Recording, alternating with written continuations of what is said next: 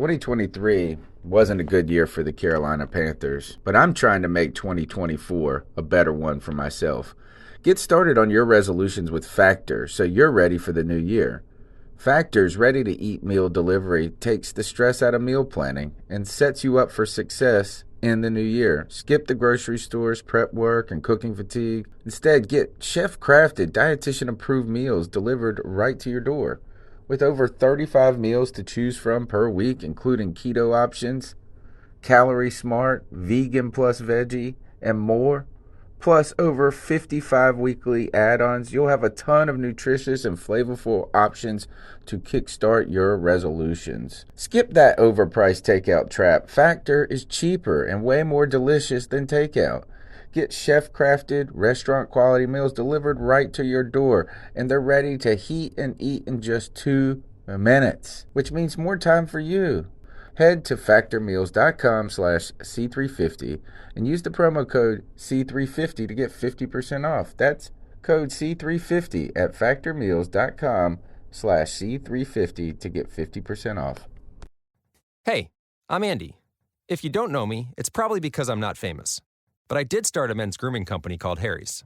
The idea for Harry's came out of a frustrating experience I had buying razor blades. Most brands were overpriced, overdesigned, and out of touch. At Harry's, our approach is simple. Here's our secret. We make sharp, durable blades and sell them at honest prices for as low as $2 each. We care about quality so much that we do some crazy things, like buy a world-class German blade factory. Obsessing over every detail means we're confident in offering a 100% quality guarantee. Millions of guys have already made the switch to Harry's, so thank you if you're one of them. And if you're not, we hope you give us a try with this special offer. Get a Harry's starter set with a 5-blade razor, weighted handle, shave gel, and a travel cover, all for just $3 plus free shipping. Just go to harrys.com and enter code FACE at checkout. That's harrys.com, code FACE. Enjoy!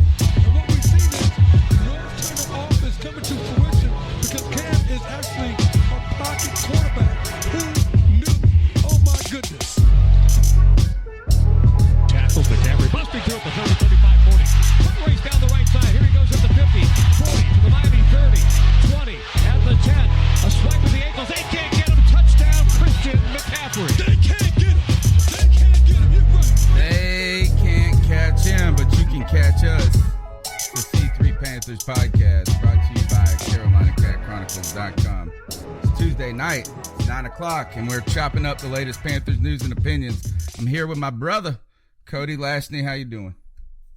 Tony Dunn, I'm doing good, man, and I'm feeling fly. I'm kind of feeling like DJ Moore on Fashion Week.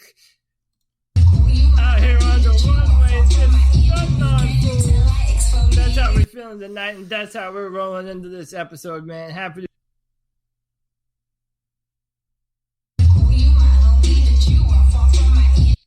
All right. Well, look, you lost right when you did that. It blew my connection.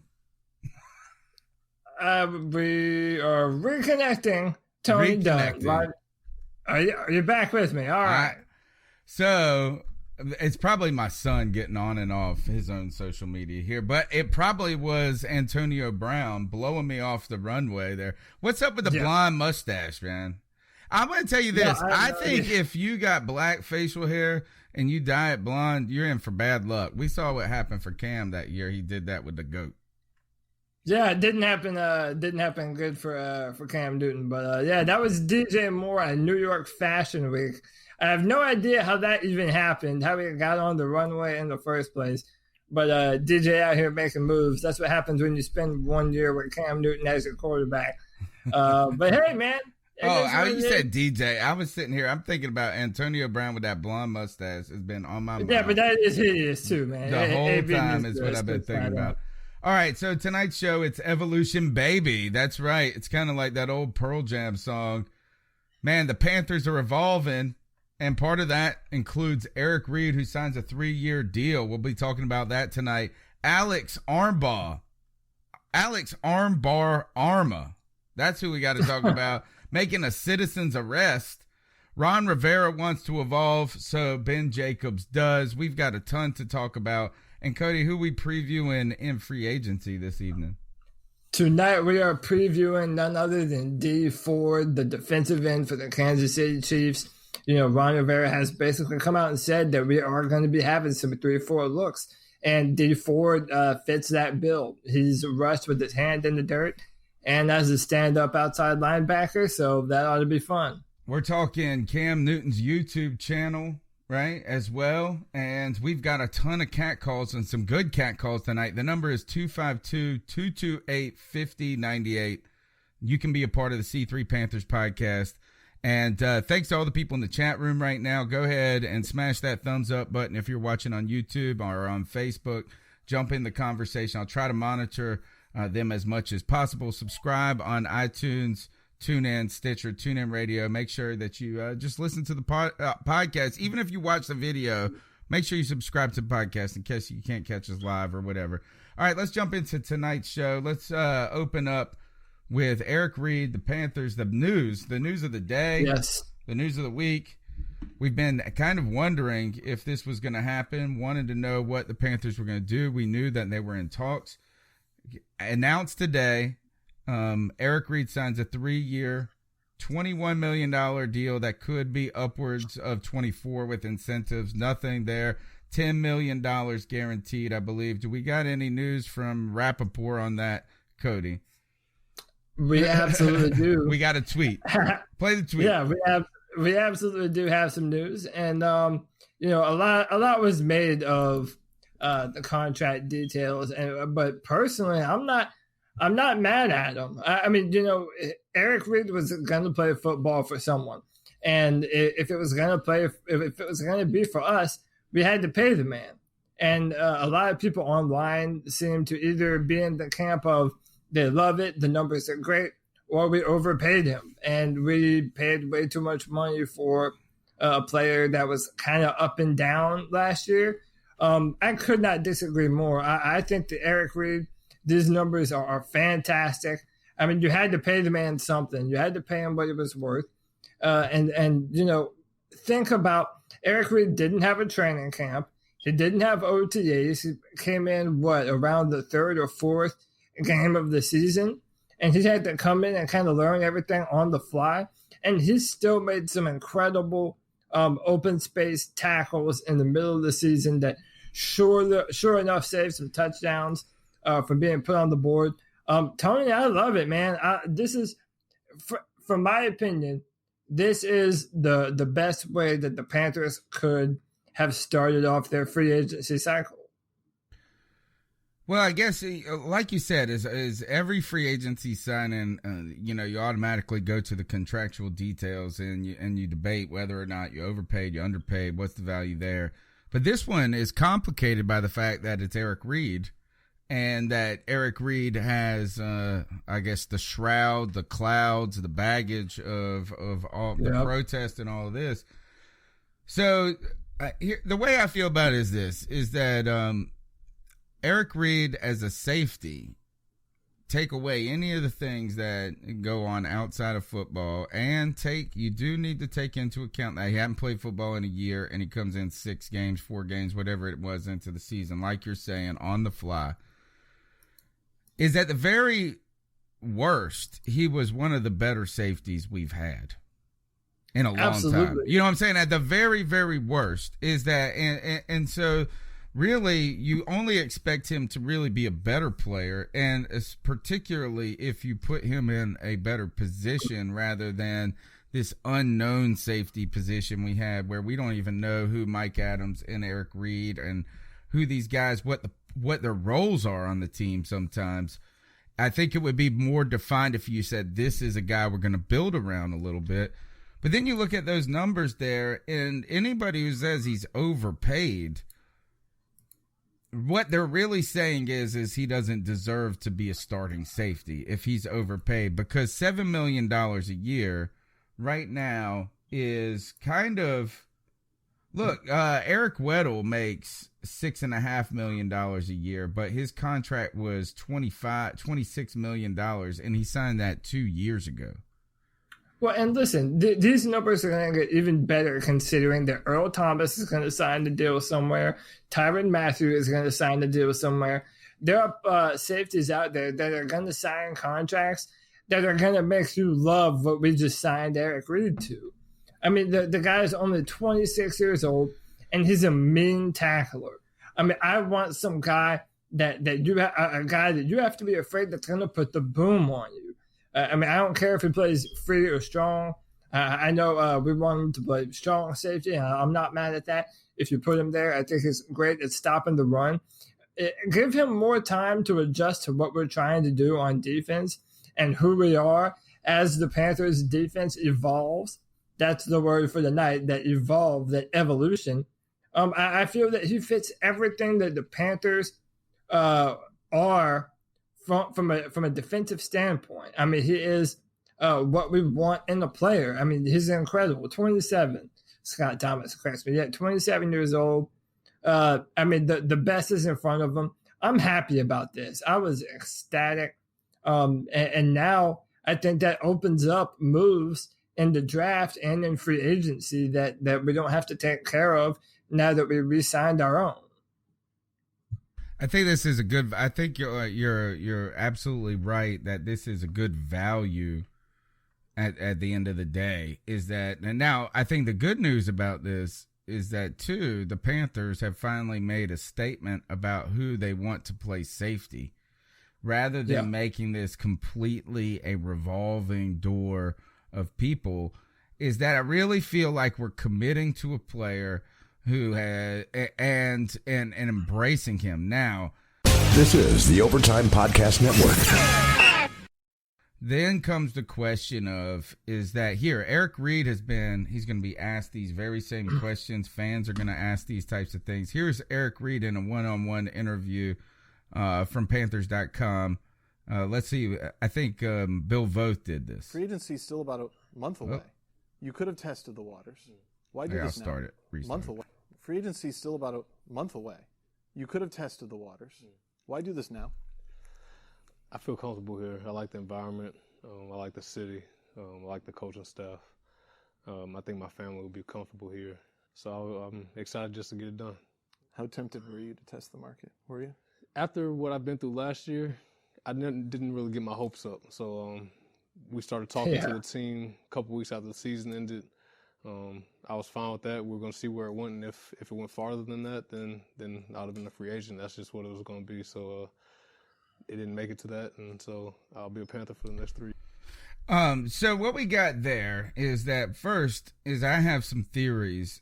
Is that I do believe this is that I think that if you took away the political baggage that we've talked about, the extra personality baggage that comes with Eric Reid, this would be a non-issue signing right here.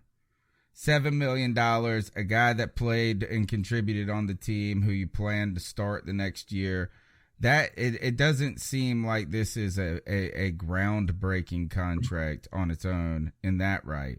I think then it comes with some sort of a discount on its own, because what Eric Reid has asked there, Cody, is did he think about testing free agency? And he said, I feel comfortable here. The Carolina Panthers, because they negotiated with him in somewhat decent, it seems like in good faith or authentically, they approached it in a way that wasn't insulting. They probably got Eric Reid actually at a price that was slightly less than what it would have been had it not come with the extra stuff.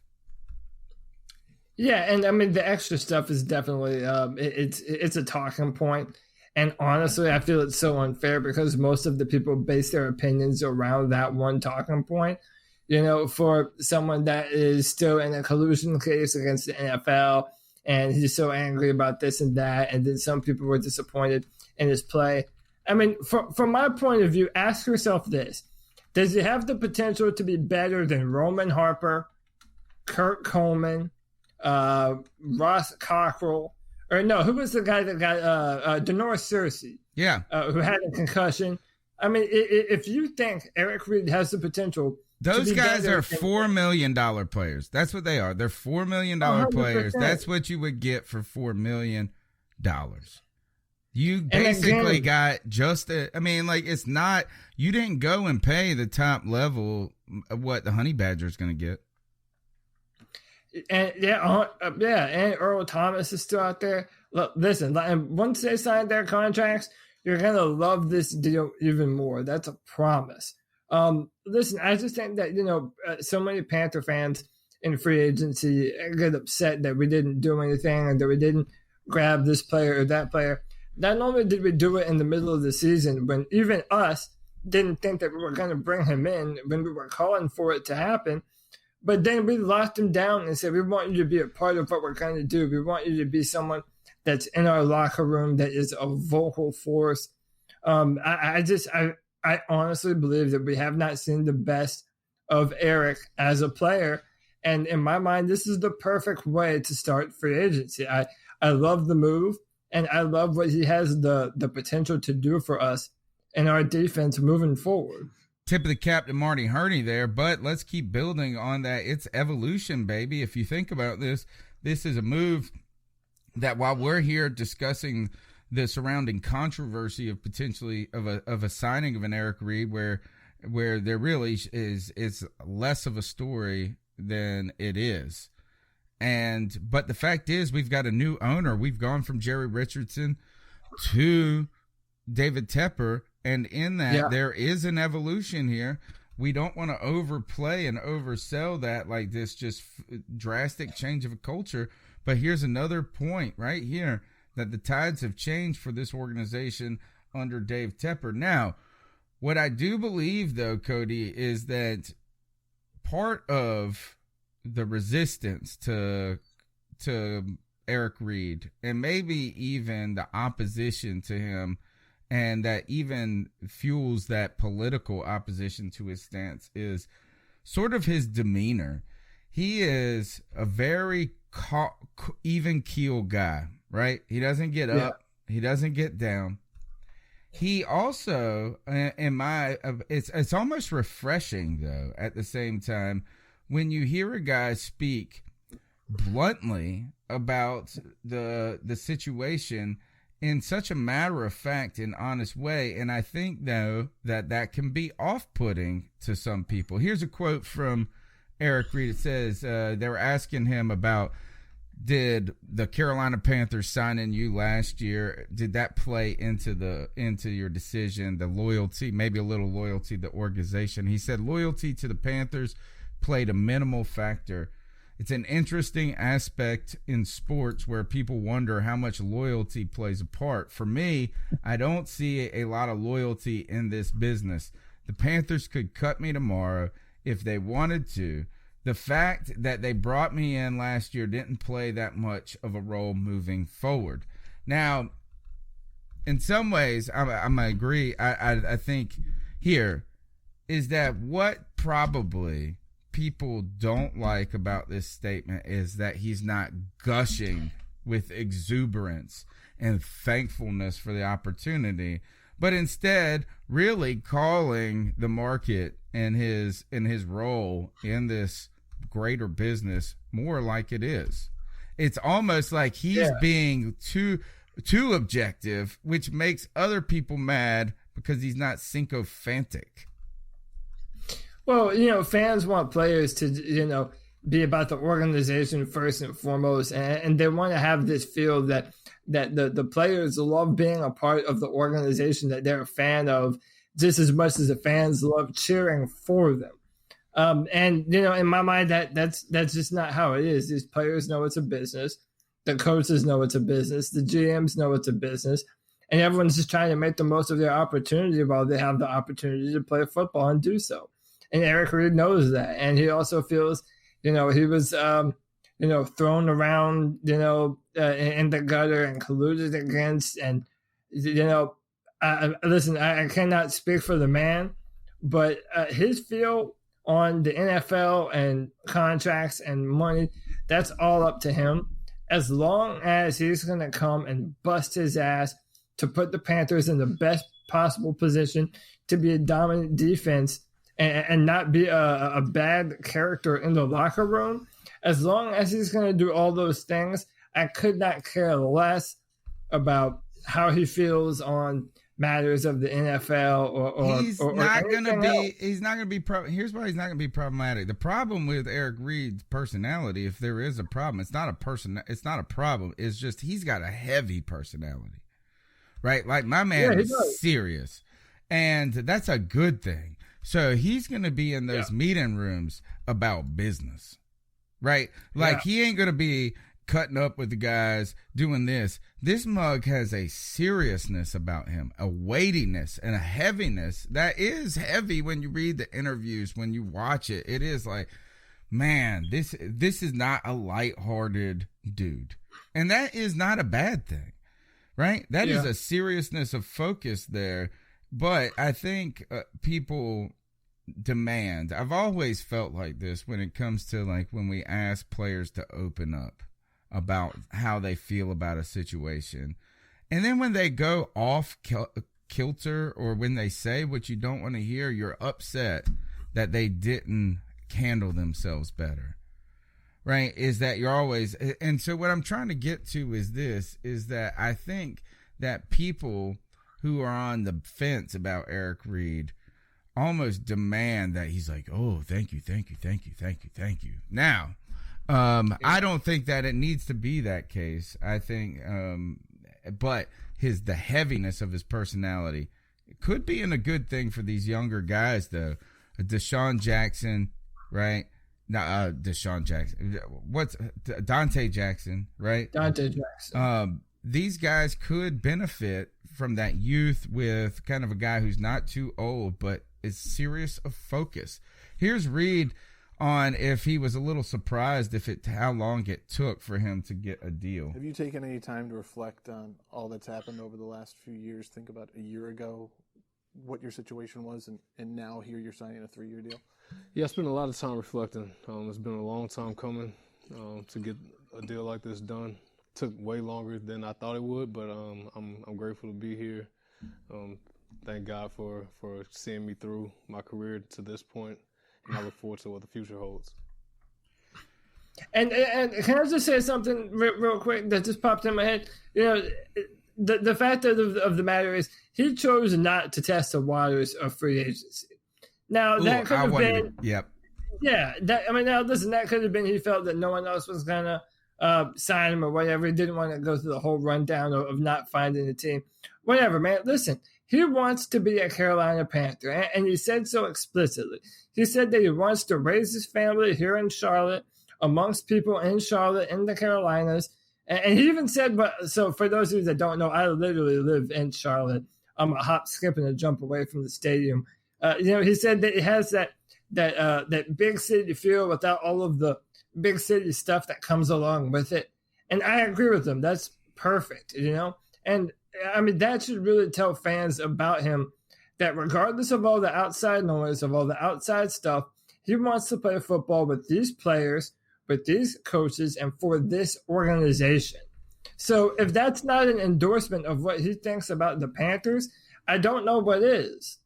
Well, I tell you one thing is that, Reid does play, he has the part down of like, this dude is he is committed, right? Like he's confident, he's committed, and he's not going to waver. But I do want to say this, is that when he said, his exact words were, this was comfortable. While he could go into free agency and he could negotiate an additional $5 million potentially, maybe he could get into a different market. Maybe just the fact that he's negotiating the contract builds his brand and his name up so much more. All of those things. Do you know how much stress that would put on him? Indirect, even if he can hold it, even if he can shoulder the burden of the questions, the takes on every media outlet that are going out, but that stress that's placed on his family as well, He doesn't have to go through that again here in Charlotte. He's already been through that in a shortened period, right? And now he can sign this deal, take his money, raise his family, continue to be who he is, but not have that just burden of going down the gauntlet one more time. And listen, you don't play football to lose. You know, this also says that he wants to play his best football for the next 3 years here. I mean, again, like I said, I think that's an endorsement of the Panthers as an organization. We should all be happy about him being here. And I mean, I certainly am. And like I said, this is, in my opinion, the perfect way to start off the Panthers free agency. I love the move. I love what it does to our backfield. It's a position that now that we have to think less about in the draft and in free agency. Let's go to that, Cody. Let's go to this, because last week on this show, we were talking about, maybe even for the last 2 weeks, we continue to talk about free agency and additions and things that we got to do and the draft upcoming. But we knew that the free agency period was going to tell us the temperature, give us some, some readings about the direction of where we're going. What does signing Eric Reid strong? Well, safety. Eric Reid safety to a deal here. What does it do as now we approach free agency? Obviously, we're not going to go into the free agency market. I did see one, I think it was Keep Pound In, that said, was talking about bring the honey. Well, he didn't say bring the honey badger. He basically liked a tweet that the honey badger said and said, I have an idea. But it's not like, and now we know that someone like Landon Collins is probably not in the works, right? So what does this do for the direction of us heading into free agency, do you think? Well, free agency, it means that we are in a position to better evaluate our talent, meaning we know that we have a starting caliber we're strong safety right now. I know we like him at strong, but Eric does have the possibility of playing free safety. So you have a versatile player like Eric. It puts you in a position to evaluate your own talent. Do they like Rashawn Golden moving forward as a potential replacement for Mike Adams? Do you need to draft someone? In free agency, if you want to bring someone in, who you want to bring in? I mean, it's not a situation like Los Angeles where we have enough money to just be able to throw money at players like Tyrann Mathieu and be able to pay him all he wants, unless he takes another 1-year deal like he did with the Houston Texans, which I do not see that happening again. But it puts us in a position where now, for lack of a better way to say it, we can build our defensive backfield around him and Dante Jackson and James Bradbury. We know we have the pieces there that our coaches like moving forward. And now you just evaluate, do you have the guy on the roster, or do you need to draft him or go out and pay for a cheaper one? Well, we're going to go out and make a move in free agency. It's clear that we need to, where there's too many holes on offensive line and defensive line, to just believe that you can ask rookies to play that big of a part. What I like about obtaining a safety in free agency, as we have obtained Eric Reid, is that you get a lot of value right there for a minimum cap hit. If you're going to go and get a starting defensive end in free agency, you're going to spend an arm and a leg. $7 billion still gives us room to negotiate, and I think that we could negotiate potentially for trying to bring in another guard, or some help on the offensive line. I do believe that would be a cheaper route than chasing a defensive end in free agency, but it's going to be hard to pick up a defensive end in the draft in that 16 hole that can immediately just be a game changer. This is the Overtime Podcast Network. Look, let's go ahead, Cody, and let's see what the fans have to say about this discussion. We're going to jump into the cat calls. The number's 252-228-5098. We want to hear from you. You like this Eric Reid move? What does this tell you about us going forward into free agency in the draft? hopefully, I do believe that these are real clues about, this is strategic, folks. The Panthers are now lining up this move to make the next move.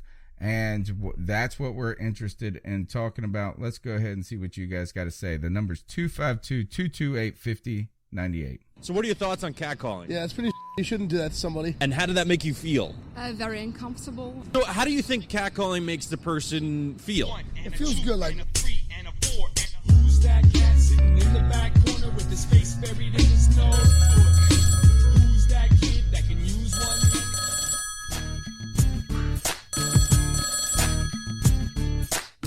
Hey, Asian podcast. How y'all doing? This is G Cavalier. Hey, I'm gonna keep it short and sweet tonight. What's up, G? First of all, I want to say I'm pretty happy we re-signed Eric Reid. I'm really happy on this. He signed a 3-year deal or whatever. I think $10 million guaranteed. So I'm pretty happy on that.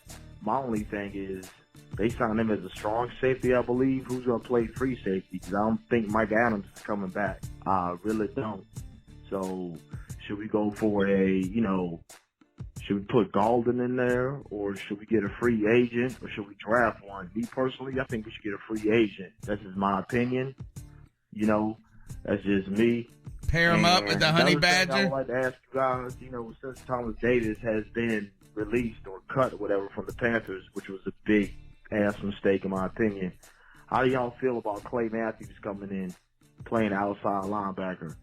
I really like Clay Matthews. I've been a fan of his since he played in USC, like for real. And if he converts to a 3-4, hey man, how old is he? Already won a ring, running a wild defense, So what do y'all think Clay Matthews being an outside linebacker, Let me know you guys' feelings and keep pounding. All right, I'm gonna jump in there with the Clay Matthews. Clay Matthews, too old, man. He's 32 years old. We gotta be getting linebackers are cheap, man. Linebackers are cheap, and we can get a young one. Now the question is, I think the real question is in that evolution that Ron Rivera has been talking about, and then we're going to talk about a little bit more later in the show, is this really a full transition to a 3-4? I don't know. He likes the Eric Reid signing there, but let's go ahead. Let's just, before we get in, we're not going to go too far into that evolution of the defense. We'll get that when we get to D Ford, Ron Rivera. Cody, what do you do at the free safety position right now? Sounds like, I know I've been firmly entrenched that Eric Reid is a strong safety. He's good he's big body, great in the box, limited coverage skills, faster than you would give him credit for though, but you can't really pair him up in the slot a ton. But my point is I think he's more of a strong safety. Put a really good free safety beside him, and you got some dangerous stuff there. What's the answer there? So if you want a free agent to come in and play for us, your options are fairly limited, or you're going to have to pay a bunch of money. So right now I have a list in front of me of players that can come play free safety for us. LaMarcus Joyner, Earl Thomas, Tyrann Mathieu. So Earl and Tyrann are the names right there that people would obviously want. Chris Conte from Tampa Bay, Reggie Nelson from Oakland. Then it just gets to be a bunch of who cares. Clinton Dix. Mike Mitchell is still out there. Mike Mitchell. No, we're trying to get young folks. That's what I'm saying. Yeah. Clay Matthews gone, 32. Mike Mitchell, he's got to be 32 by now himself. Gone. Trey Boston still out there.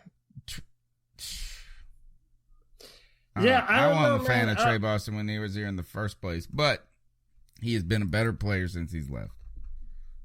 Yeah, he has been a better player since he's left. Adam Martin says Montez Sweet. Wait, isn't he who's that? That's a defensive That's man, a defensive man. man. They're talking about the draft.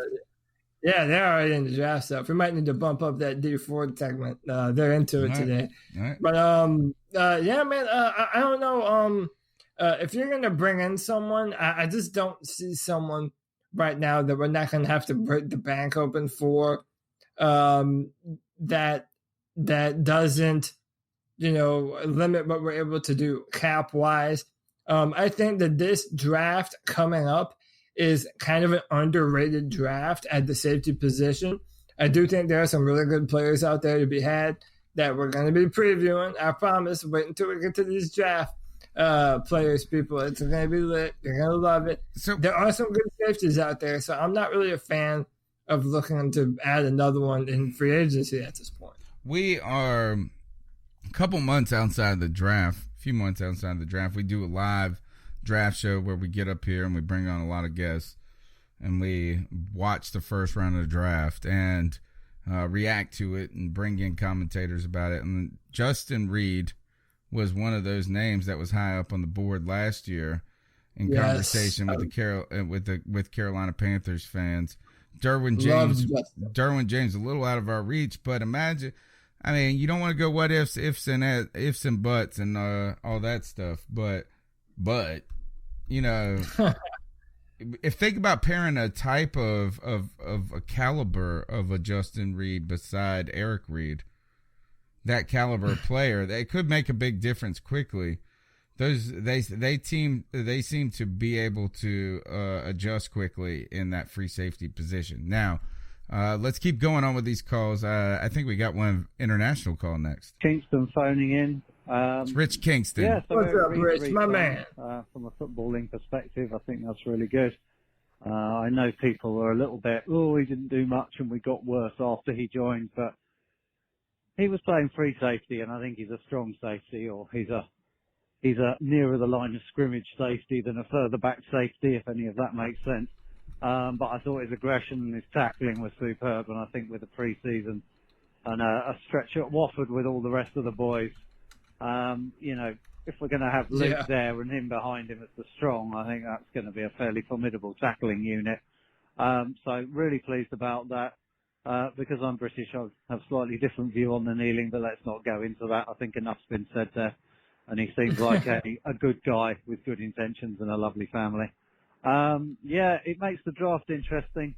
I'm very high on Nasser Adderley, as are most of the draft people, and starting to wonder if there isn't a decent edge, whether just taking him and that really settles the whole secondary down between Jackson and Bradbury. If you got Adderley or even Deontay Thompson, who looks decent from Alabama, despite the last couple of games, and Eric at strong. I don't know about that one.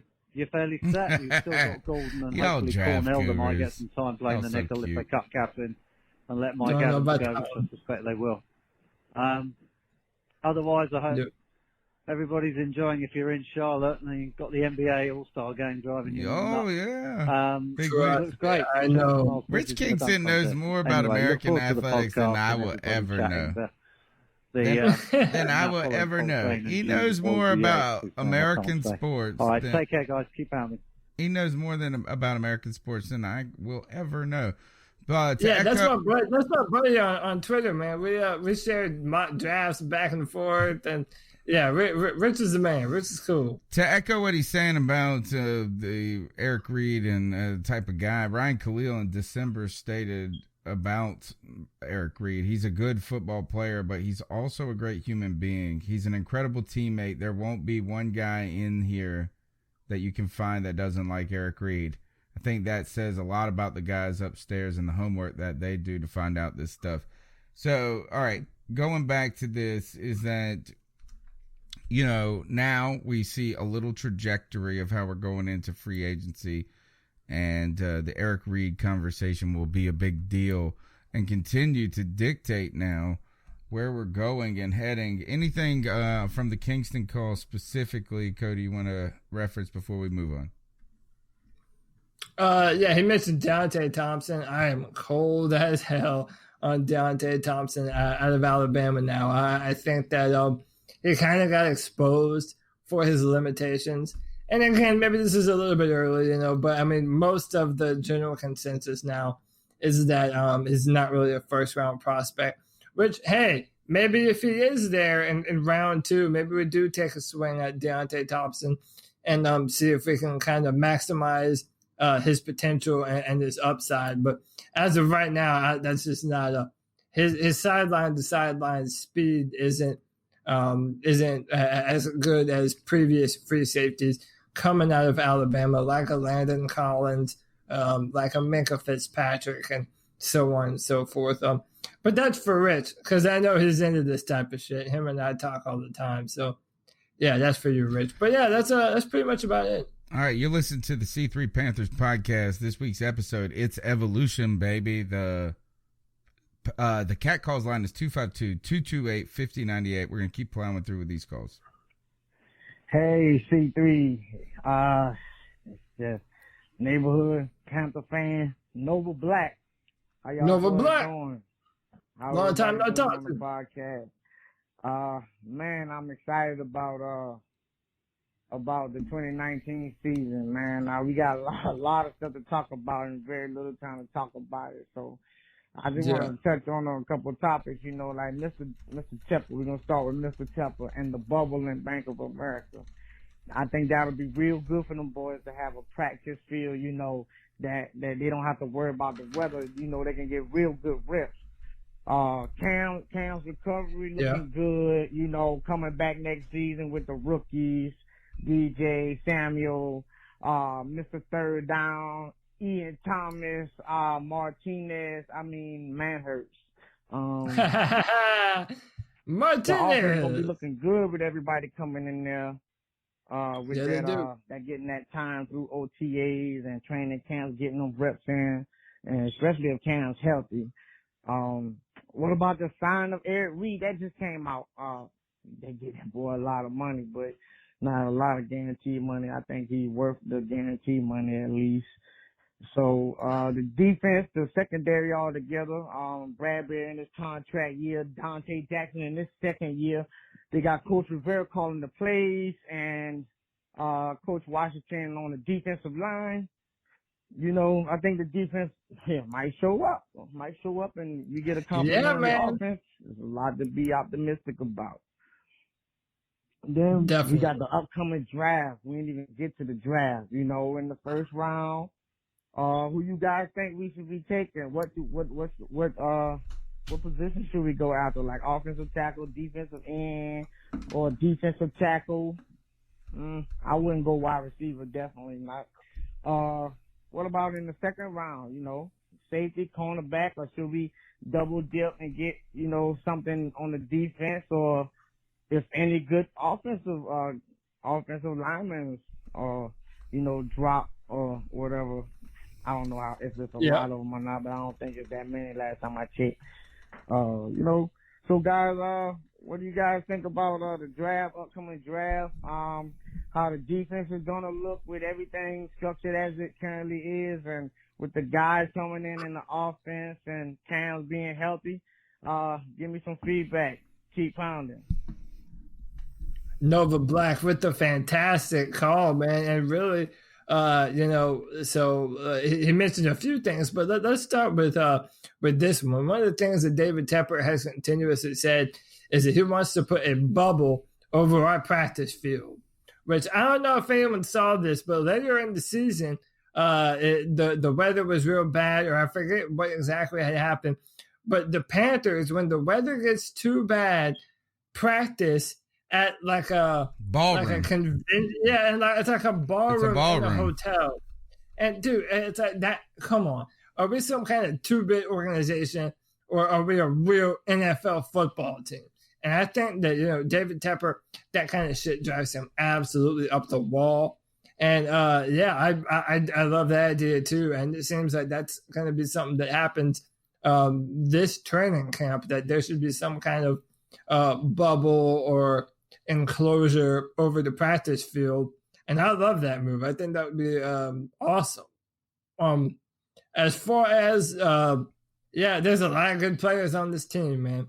Nova Black named a few of them, and there's a lot to be excited about on this roster moving forward, Tony. I mean, looking at the new players that we drafted and that we signed, and that they're coming into their own. If Cam Newton's healthy and we're able to add some pieces on the offensive and defensive line, I mean, we should be able to roll, Cam Watch 2019. Everything, as usual, resides on Cam Newton's shoulder.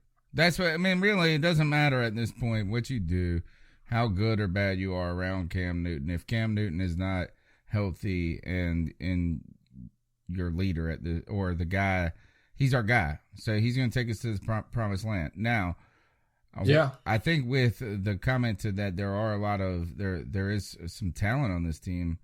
I think the good news, and it's hard for us to remember this because we just came off such a long losing streak, whatever it was, 8-game losing streak, and then you win a game that doesn't matter at the end, and you see it all shrivel away.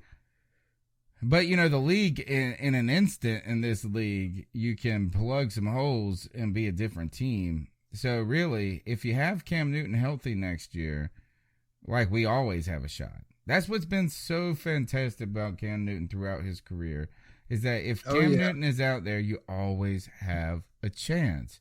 So if that's the case, if Cam Newton comes out healthy, then you get to see some of this talent that we have has kind of been under that shadow of last season. You can see it blossom. And you know what I'm saying? And so, yeah, there is some things. And I think, though, at the end, there are still significant weaknesses on this team. We keep going back to why were people so dissatisfied with the play of Poe, KK. And whoever brought it, I think we brought it up on this show months ago. And that is that when you don't have defensive ends, your D tackles can be easily accounted for. So there are some real holes on this, but man, in the NFL, you can plug and play, and all of a sudden we could be a damn 12-win. You can go from 4 wins to 12 wins. So we have, I think, a foundation, but again, it all comes back to Cam. Let's go on and plow through with the next. One more thing. He talked about the draft. And I'm not going to go too heavy into the draft because, like I said, and I really want to emphasize this to everyone listening and everyone in the chat room. We are going to do some deep dives on a lot of different players, man, because I love this. I'm a nerd about all this. Tony calls me a nerd, and I wear it proudly. I am a draft nerd. So without getting too in-depth, what I want to do in the draft is what Tony and I talked about last Tuesday. Build that wall around Cam Newton. Build the wall around Cam Newton. 3 quarterbacks died behind this offensive line last year in 3 weeks. And I will not. I will not stand for it anymore. I want a franchise left tackle, and I want a guard, and I want a center, and I will not be happy until we have all of them. And I think there are players in the draft to be able to do all those things. So are there other needs? Defensive end? Yes, it is a need, and I hope we address that as well. But free agency has to happen first. We'll see what happens there. And then I am determined to get us some good players on both sides of the football, on the defensive line and the offensive line. This is the Overtime Podcast Network. You're listening to the C3 Panthers podcast. Keep plowing through with the Cat Calls line. The number's 252-228-5098. What's up, fellas? It's Ben from Harrisburg. Hey, I just wanted to offer a little nugget of optimism.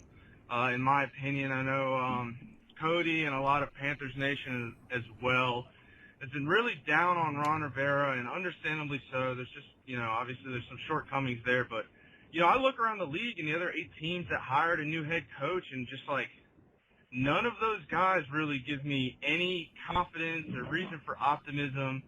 It's other than Bruce Arians in Tampa Bay, that was to me the only actual really decent hiring. But I mean, how long is he even going to be able to stay healthy and stay committed and be there?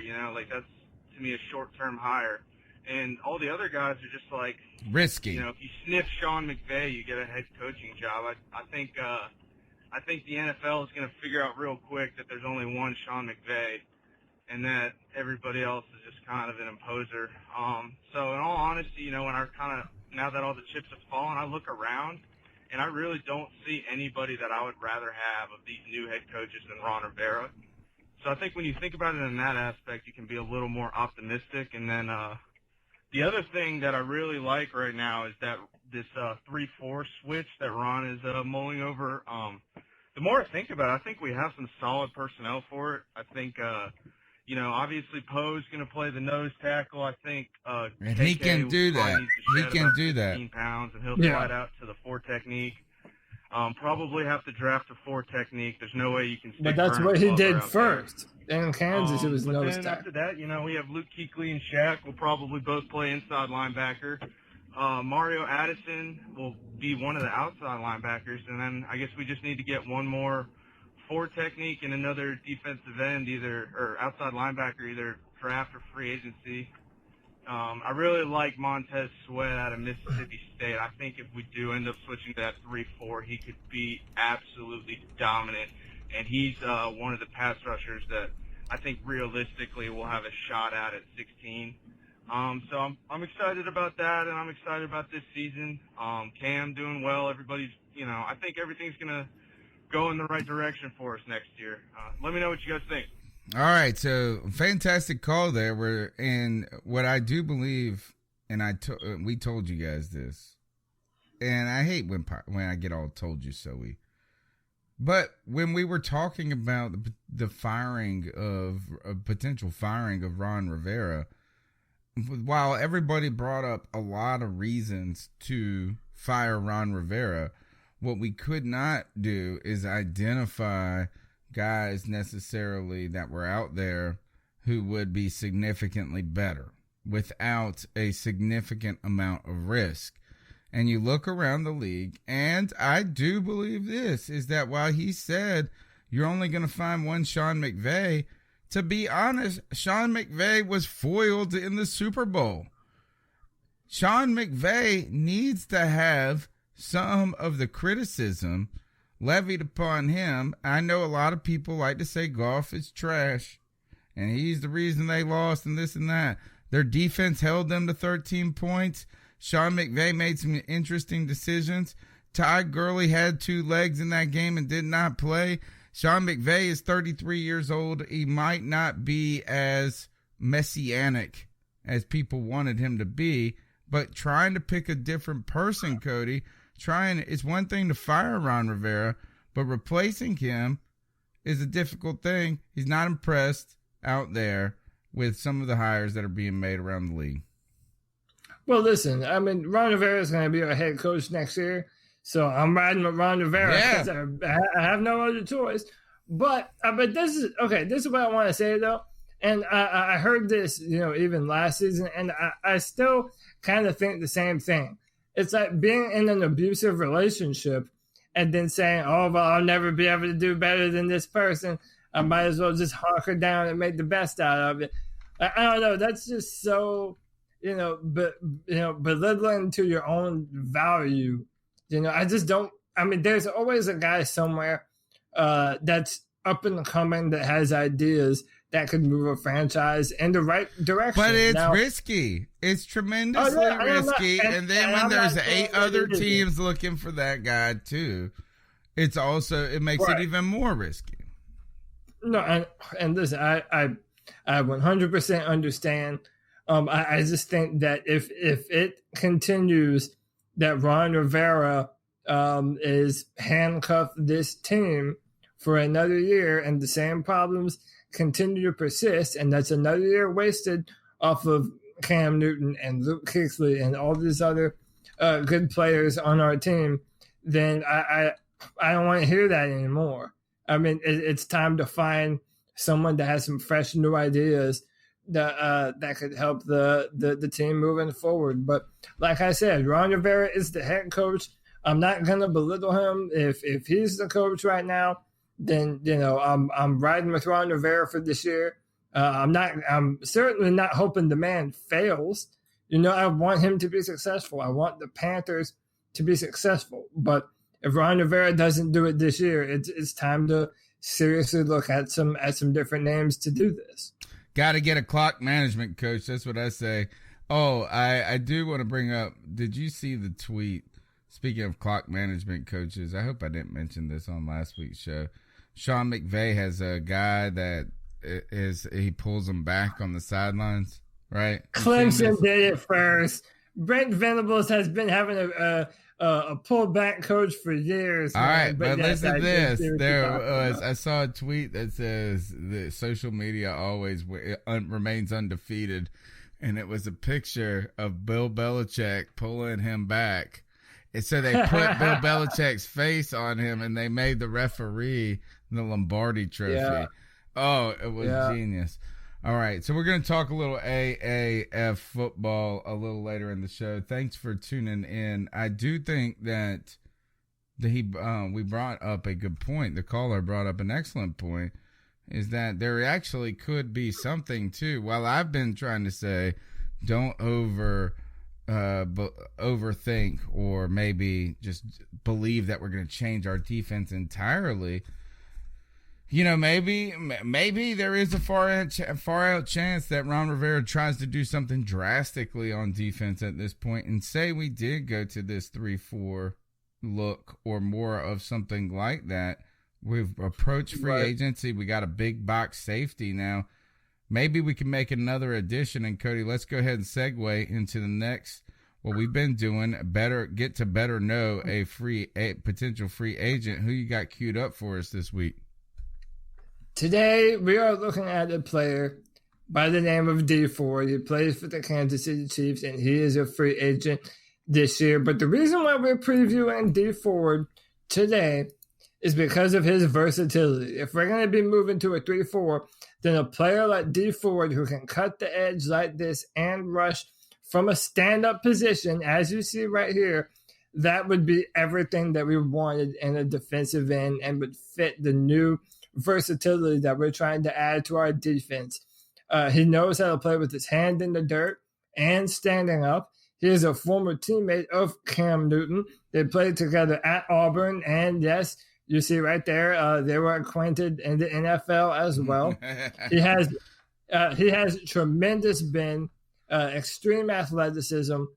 He has a lot of secondary moves to be able to push, bat the hand down, rip on the inside, and get to the quarterback and annihilate Drew Brees, as you just saw right there. The versatility of D Ford is honestly what the Panthers want right now.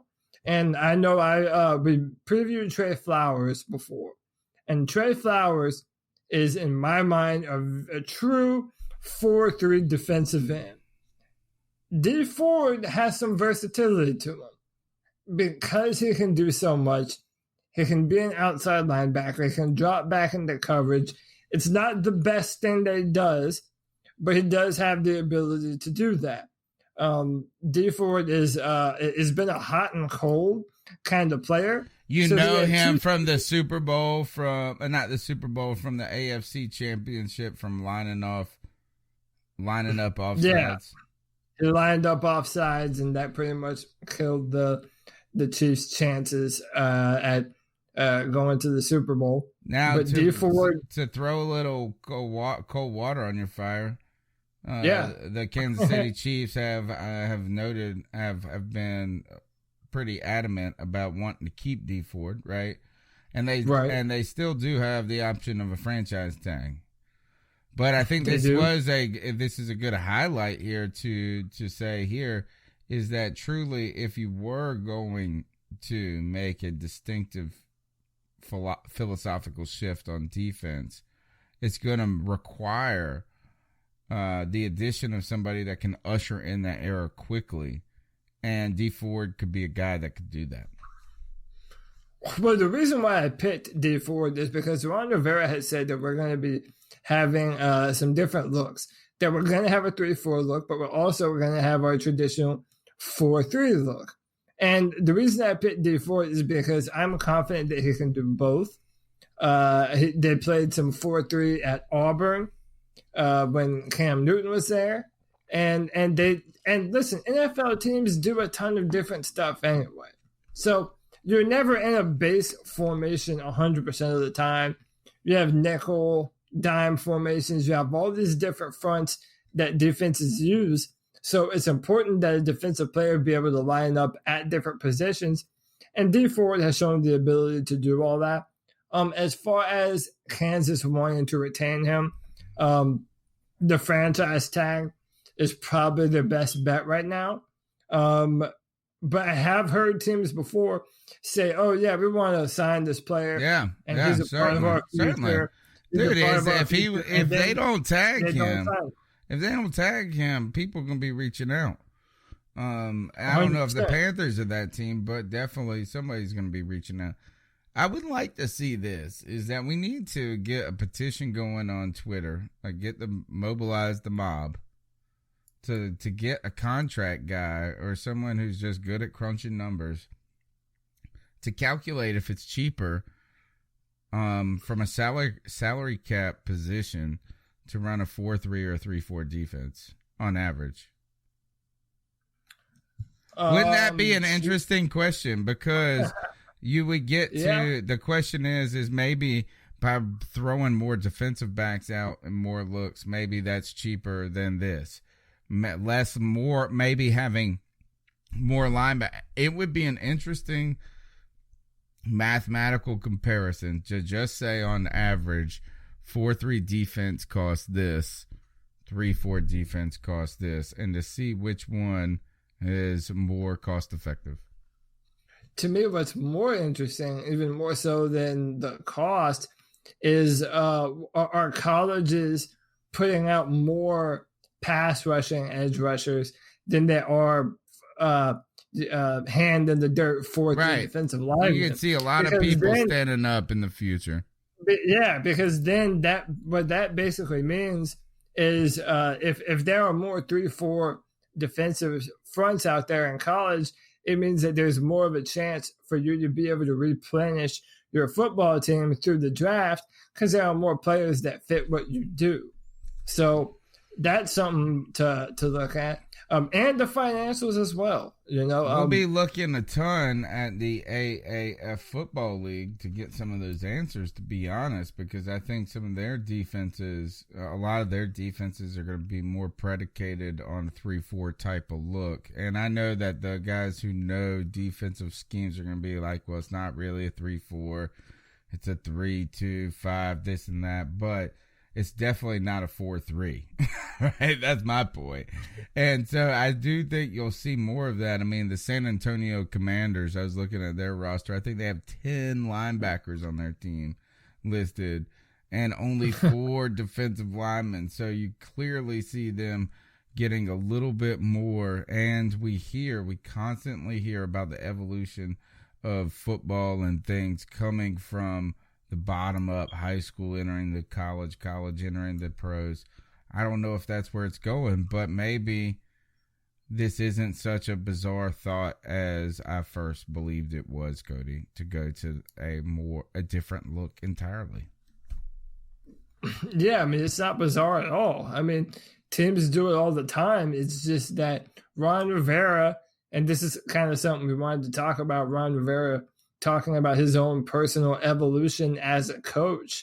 Ron Rivera has been pretty steadfast in the things that he believes and wants to do. And part of that has been a traditional 4-3 style defense. I mean, you and I have talked about the number of linebackers we have on the field. And, we probably have 3 linebackers on the field as a 4-3 defense, probably more than almost any other team. Most teams run a 4-2-5 if you're in that alignment. So, but we've had Shaq, Luke, and Thomas on the field for a long time now, and it just speaks to what Ron Rivera does as a defensive-minded coach. And our defensive coordinators, they kind of run the system that Ron wants to operate, I feel. So, P. Thomas in the YouTube chat says elite running backs are known to gash 3-4 defenses.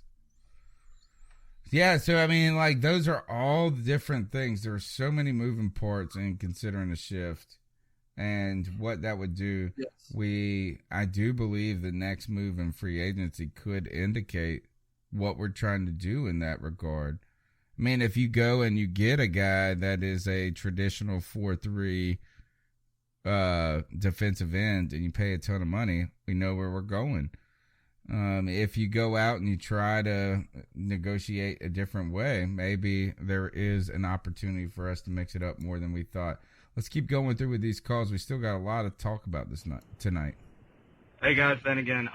Real quick, one thing I forgot to mention about the 3-4 potential switch. Look to see a sign of life from Marquise Haynes, our 4th-round pick from last year. If we actually do switch over to 3-4, he'd be great. I think, that's what he needs to do. Defense was absolutely the wrong fit for him. He, to me, screams 3-4 outside linebacker. He's just so fast and explosive, but undersized. So I think that switch could be huge for him. And maybe fantastic point right there. Give us, if nothing else, like a situational pass rusher. So that was it. Let me know what you guys think. Tremendous point right there. You're talking, we think about Mario Addison transition to this, but think about the young guy right there who is the younger version of Mario Addison. Yeah, and even Mario Addison himself. I mean, he's another guy that's a lighter defensive end. Now that you mention it, and I've thought about this before too, it's not a far-fetched idea to say that we actually have a lot of personnel that fits a 3-4. Again, we all love to crap all over Vernon Butler, but consider that in a 3-4 defense, a 3-tech defensive tackle, which is what him and K'Wan Short play, those are now defensive ends. And then you put Dontari Poe at nose tackle, which is you what he put those was 3 guys out there, and then you stand everybody else up. Yeah, you stand everybody else up. Put Marquise Haynes out there. Put Mario Addison on the edge, rushing as an outside linebacker. And then you have Luke and Shaq in the middle. And let them play the defense and do what they do best. Yeah, I mean, I'm not mad at it. And, the thing that Ron Rivera said is that we're going to do both. So that means we have to fit personnel to be able to do both of them, but we're still going to favor one over the other. I hope, though, that if he does do it, that he pushes the chips a little into the team. Yeah, I do too. You know what I'm saying? I hope that we don't just trot it out there a couple times and see if it works. I would hope that if we did believe that this is going to be an advantage with this personnel and in this NFL, that we gave it more than just a nominal shot. Yeah, offenses are going to know if we're serious about it or not. And they're also, they're going to look at, what do we do from those different formations? Does that mean we're more looking to, defend the run or rush the passer? A lot of teams only have 3 defensive linemen on passing downs as it is. So it does kind of seem like a natural evolution of things. And, look, you said evolution, and it's a good way to segue to what the name of the show. It's Evolution, baby. And Ron Rivera comes out this week. We're going to mix up the order of the show for a moment, Cody.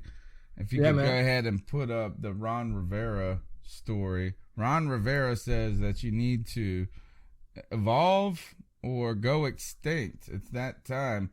People in the chat room have been discussing how this is Ron's last chance, and we all know it is, to be honest, is that this is, and it should be, it's coaching for, the next move. We've discussed ad nauseum on this podcast how I believe that it's a good chance we replace our GM and after the draft, as well as Ron Rivera, unless he makes some just insane push here. Ron Rivera's calling, and he's saying the words evolution again. I got to say, anytime that Ron Rivera says the word evolution, it gives me the heebie-jeebies. Because the last time he was talking about evolving this, evolving that, he brought back Mike Shula again, and we didn't evolve squat. We moved forward like 1 inch. It was like the evolution, the smallest moment in evolution in evolutionary history. I felt like at one point, I almost feel like, Cody, this is like the dodo bird realizing that if he doesn't get smart, he's going to go extinct. But he's also standing on the edge of the cliff, and it's too late. Yeah, you and I were talking about this before the show, and I said that evolution for Ron Rivera is cutting the crust off of a peanut butter and jelly sandwich. Wow, big step, brother. You just learned that. Yeah. He's baby steps. Some people evolve faster than others. Yeah, I mean, when Ron Rivera talks about evolution, I can only hope that what he's saying is that David Tepper had a look at this organization and some of the things that were consistently popping up year after year, and Ron Rivera and the things that he does. And David Tepper said, listen, this is a new age of the Carolina Panthers. Everyone has to be better. And it starts with Ron Rivera. He's the leader of the football team. That's what the head coach does. It lives and dies by the head coach of the football team. And if Ron Rivera isn't able to change the way he approaches the game of football, then even the players are just going to start to tune him out and not even take his anything that he says with real merit. Brad Dugan with the comment tonight in the chat room says Ron needs to evolve into being a better talent evaluator. Amen. Yes, he does. Oh my gosh. Is that if he evolves, I would say this. There's a better chance of us running a 3-4 defense and being a top 5 defense than there is in Ron Rivera becoming a better talent evaluator. Yeah. Talent evaluation has been one of my biggest knocks. We shouldn't be mean to him on that, but it has not been a strong suit. It's not been a strong suit with this organization. I mean, we're not being mean. We're just saying what it is. I mean, again, I'll say it like this. Amini Silatolu was going to be a starter every year that he didn't, that he got hurt. Andrew Norwell, the highest paid guard in the NFL right now, was going to have a Mini Silatolu start over him. I mean, come on, dude. He needs to be better at a lot of different things. And everyone knows. Yes. You know what? Ron Rivera is like this. Is that it's like you love your kid no matter what, and he brings home the bad report card. You're like, I mean, you're pissed. Still love your kid, but you're still a little upset. Last call of the night, I think, so far. Yes, thank goodness. Last call of the night. 252-228-5098. Hey guys, this is Mel, Jedi Jordan chat. What's up, It's Jedi? been an interesting week for Panthers fans this week. I don't know about you guys, but I'm missing football. It's only week 1 without it. The most interesting thing I think I saw this week was the vlog that Cam did, where he basically had looked a little behind the scenes with the surgery. And the way he was talking at the end of it, he seems like he's optimistic and coming back and being better than ever. Oh, and that yeah. pretty much got me pumped. We need to talk about this. The other good thing was the Eric Reid signing. I think that was a great move. Politics aside, it was a great football move. Now all we have to do is worry about shoring up our the other safety spot and getting our defense back on track to be in where we need to be. And it's going to be interesting to see how we run our defense next year. It looks like we're definitely going to be going into the 3-4. And I've always hated the 3-4 because it always confuses me.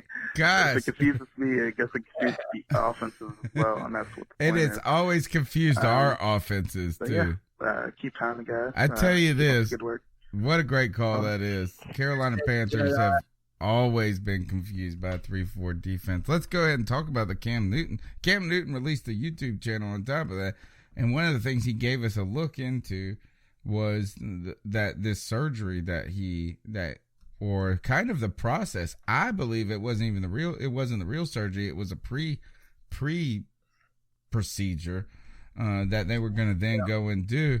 Cody, let's go ahead and play a little clip from the YouTube channel, the debut. Let's talk about Cam Newton, and we'll get into his shoulder.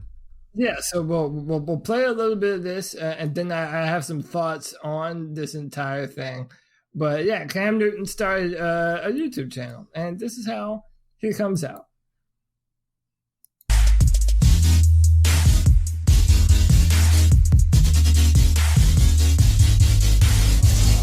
So I've decided to launch this YouTube channel for multiple reasons, really, to be more engaging, with my fans, because obviously I do feed off, what my fans have to say. Two, We've also, been here since the beginning, brother. Just a little bit. I know there's a lot of different YouTube channels, a lot of guys who have their sports, but I want this one to kind of be a little different. I want to, have a little bit more drip, swag, sauce. My man Barry. All right, so Cam Newton's got a YouTube channel out there, and I'm a big, giant fan of this because, Cody, I've been saying since the beginning, my man came out, you criticized him for saying he wanted to be more than a sports player, but more than an athlete, but he wanted to be an icon, and guess what he just did? Criticized him? No, people did. All these people criticized him about saying, oh, become a sports player first before you worry about that. You know what he did? Yep. He went and did it. My man's sports player. He's an icon. I love it. And look at this. You know what I love most about this? Is Cam Newton is taking ownership of his brand. Right now, Cam Newton has been able to do something, or is about to do something, that few players in the past, in the history of anything, have been able to do, and that is to control the discussion of who he is and the way people perceive him to be. And right now, he's bypassing the media. He's going straight to the fans. Come straight to us, baby. We got a spot for you here on the C3 Panthers podcast. Boy, that would be the best thing ever, to have Cam Newton come and chill with us for a minute. But listen, man, this is how I feel about this Cam Newton YouTube content. Not only is this a way for Cam Newton to have even more of an open book type of situation with his fans, and to get closer with his fans and show the things that he does charity-wise and for the community.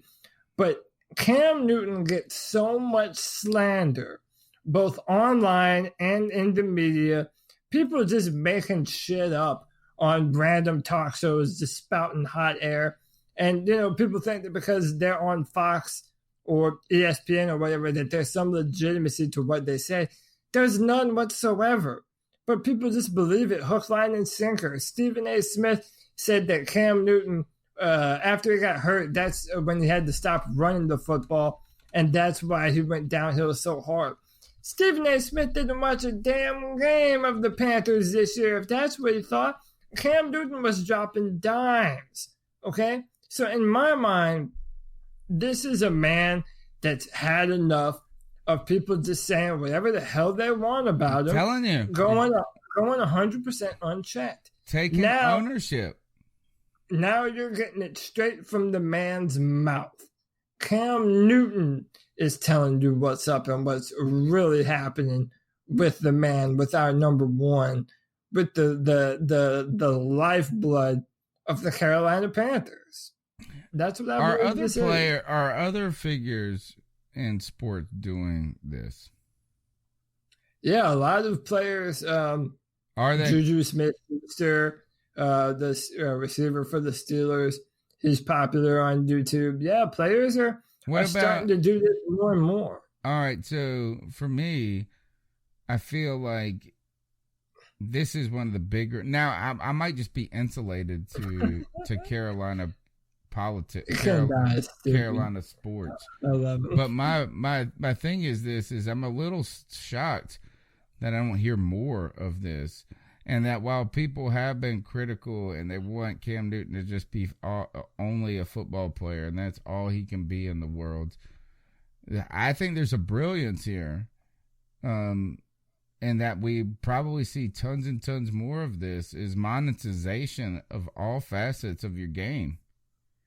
You know what I'm saying? And that the fact is that, like, if Cam Newton blows his knee out next year, he still gets his big contract, but why not make residuals? We're up here begging you for $2. I'm up here begging you for $1 a month contribution on Patreon. Cam Newton made thousands of dollars just by showing us a little look into his life and I want to see it, and I don't got to pay squat to do it. Now, let's talk about that. He goes and gives this brilliant video, this wonderful video of him. And in the last caller mentioned this, Jetta Jor mentioned this about how you got a little insight into what the condition of Cam Newton's shoulder potentially was. They go in, they do some sort of scope. It looked like in January that was just checking things out. And I believe there was some sort of second procedure is what I'm guessing. Because he said it's not as bad as we thought. We're going to be able to, clean up some of the scar tissue. But it was really nice. To me, I felt like it was nice riding in the car with Cam. 5:30 in the morning, kind of nervous anxiety that you would hear someone talking about if you were that person. Even Cam Newton showed the little just the jitters. It's early, it's quiet. You know that this is going to happen. And you walk in, and I even felt at one point like I was like with his wife beside him, wanting to hold his hand. And I was nervous too, and trying to be confident for Cam as he went off, and he was getting sleepy. And I was trying to be strong for my man, and I was just watching the video. Am I the only one that hospitals just scared the shit out of me? They make me nervous, man. The white nervous. Coats, I don't know. It's just, I got the heebie-jeebies too when watching it. But, I love it because I feel like unless you're a diehard Carolina Panther fan, and hell, there's even some Carolina Panther fans that don't see what Cam Newton is to us and this team and how much he's asked to do and for how long he's been asked to do it with subpar weapons. Kelvin Benjamin and Devin Funchess have both been his number one wide receiver, and both of them were top 10 in drops in the NFL this year. The man has been the rushing attack, the passing attack, the lifeblood of the Carolina Panthers, and he takes so much slander that I love it when Cam Newton is able to control the narrative about himself. I love it. I'll watch every single episode as soon as it comes out. Definitely. I hope you all go and subscribe to his YouTube channel. I know I already am, so I'm happy for it, man. I'm happy that Cam Newton's doing this stuff. Yeah, tremendous. I want more people to do these types of things, because guess what? My eyeballs will give attention just as much on Tuesday as it would on Sunday for a lot of these different things. Is that I love to see that we're all people at the end, and you got to see that Cam Newton, just person dealing with a lot of stuff. Now, continuing to talk about the evolution, Cam Newton's evolved as a player. He's evolved as an individual, and he's evolving now as into a brand, into an icon. We talked about Ron Rivera potentially evolving. Maybe if he has it, is he the dodo bird, or can he find a way to fly with the 3-4 defense? But the last thing is Ben Jacobs was also released from the team.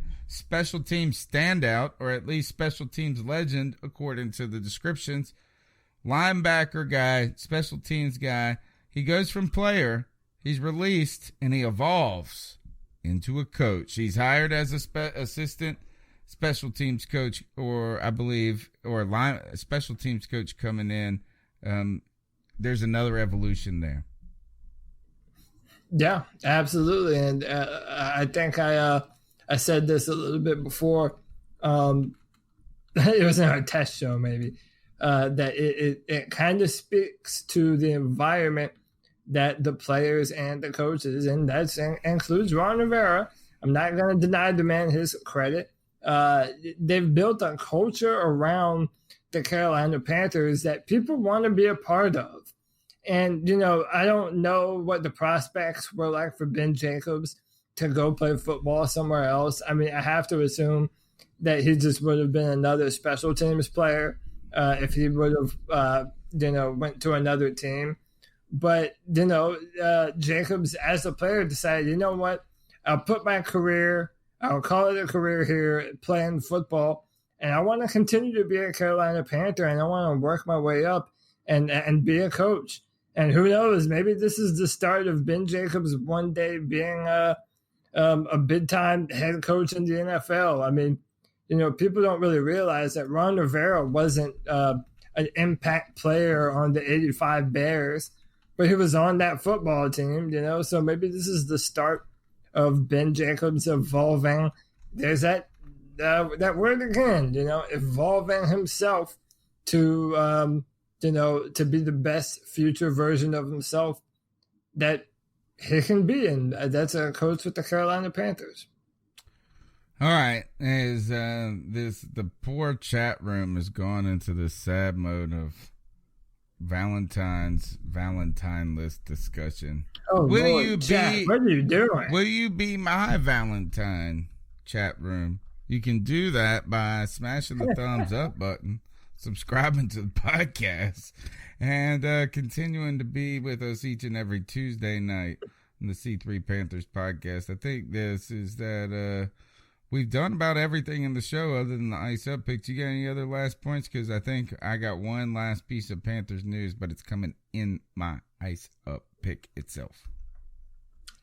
I mean, I've said my piece, man. That's really all there is for me this week. It's been fun talking with the chat room and with you, Tony Dunn. But I'm ready to ice some people up, man. All right. Ready to ice some fools up. All right, you go ahead first. I know you got the fun one. This is the C3 Panthers. This is the longest segment on the show. We've been running this since 2014, I think. And that is when Steve Smith told my man to ice up. Get it together. Toughen up. This is where we tell someone in the world to ice up. Toughen up. Who you got, Cody? So I already talked about Steve Smith once, and I'm going to stay with my man Steve Smith. And as you guys already know, I'm a draft nerd. I am working for drafttech.com. By the way, a brand new mock draft every Wednesday. So check that out tomorrow with comments for the first and second round pick. Give me your feedback. Let me know if you're liking it or loving it. But I'm a draft nerd. And one of the guys that I wrote a scouting report on that you can also find on drafttech.com is the man who I believe is the best quarterback in this year's draft, and that's Dwayne Haskins out of Ohio State. And Dwayne is an incredible passer of the football. He's incredibly intelligent, and the man is a throwback almost. But Stephen A. Smith, for someone who loves to talk about, race and, all the different things about race, he did something. Well, I'll let you see it first. Haskins is no joke as well. I know that he's bigger. He can make all the requisite throws on the NFL level. He played for a big-time program at Ohio State. I just find him to be more of a runner than a thrower. I could be wrong about that, but that's what I find. I look at Kyler Murray. More of a runner than a thrower. He got like 188 rushing yards or something. 103. Oh, man, I just took a wild stat. 103. So in a day and age where you have Stephen A. Smith saying shit like this, I want you all to see what happened just there. Dwayne Haskins was racially profiled by Stephen A. Smith. Dwayne is a black quarterback who is a pocket passer. But because Stephen A. Smith doesn't know what in the hell he's talking about, he wanted to call him a runner more than he is a thrower of the football. Come on, dude. Did you not want? What are they paying you for? What are they paying you for? It drives me up the wall. Listen, I said this before. Whenever you support the C3 Panthers podcast, you're supporting people that watch what they're talking about. We know what we're looking at. The people in the chat room have watched more on Tuesday of a team than Stephen A. Smith has watched of one team all season. Stephen A. Smith is an idiot to his soul. Then he tried to double down on Twitter because he didn't want to admit that he had just been the god. Listen, man, Stephen A. Smith, you're a joke. You're wrong about Cam Newton all the time. You're wrong about over 50% of the things that you say. And Mr. Mr. Racial Equality, just racially stereotyped a black quarterback. Ice up, son. I wanted to play and talk about the Whitlock stuff tonight, but I don't really have the energy to do it, and it's just another example of some things. And I would just end up saying some things that probably, I don't know. My ice up pick this week goes to people, though, who are so aggressively haters on social media and about other people. Condemnationers. And what I mean by that is that for the last 6 years, I've seen people use Everett Brown's name as a punchline. And certainly Everett Brown did not pan out as a second-round pick. He did stick around in the NFL and fall down the ranks, but he played a couple of years on a bunch of different teams, maybe not in a starting capacity. There's a man that's fighting for, he's trying to live up to people's expectations, but at the same time, he was not able to when he was drafted in the second round in Charlotte. And I think this was the year of the Jeff Otah, the year after the Jeff Otah draft. But the point being is that the Carolina Panthers have hired Everett Brown as a linebackers coach now. And so I'm icing up the people who are so blatantly and it's just so ridiculously rude and insensitive to someone who struggled and didn't play well while they were in Carolina. But now you're going to go and shake his hand if you see him on the sidelines and be like, hey, Everett, go get him to coach our people and this and that.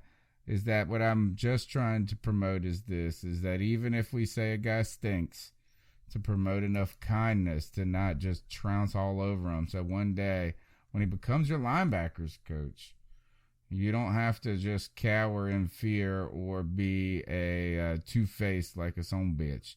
So to you people who are just overly rude and judgmental, the condemnationers, ice up.